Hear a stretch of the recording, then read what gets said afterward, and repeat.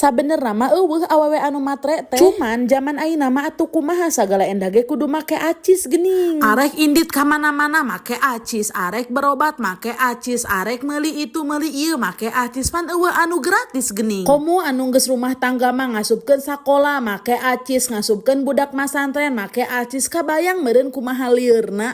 Jadi ulah sok ngomong awewe zaman ayeuna mah malatre, eueuh awewe anu matre da emang lagi kenyataan lamun naon teh ayeuna mah kedah butuh acis geuninganan. Ayeuna urang gering moal pati-pati jelema daek nganterkeun urang. Ngadangu kamari aya awewe anu disebut matre ku pasanganana. Gusti kiwari aya kene lalaki anu kos kitunya. Kieu nya sabenerna mah lalaki teh lamun urang bener-bener tujuan jeung manehna, lamun urang bener-bener surga dunia akhirat manehna sateu boga teu boga kumahana oge lalaki eta pasti bakal memperjuangkeun naon-naon anu ku urang dihayang, bakal dibeulikeun tanpa urang menta ge lamun bener urang tujuan jeung manehna. Tapi urang oge kedah ningali keayaan kana lalakina, lalaki urang mampu apa henteu ulah sampai lalaki ku gajina 1 juta hayangna tiap bulan teh dibeulikeun Fortuner atuh. Kumaha salaki teu ngap-ngapan meureunna lamun pangamentana kos kitu mah.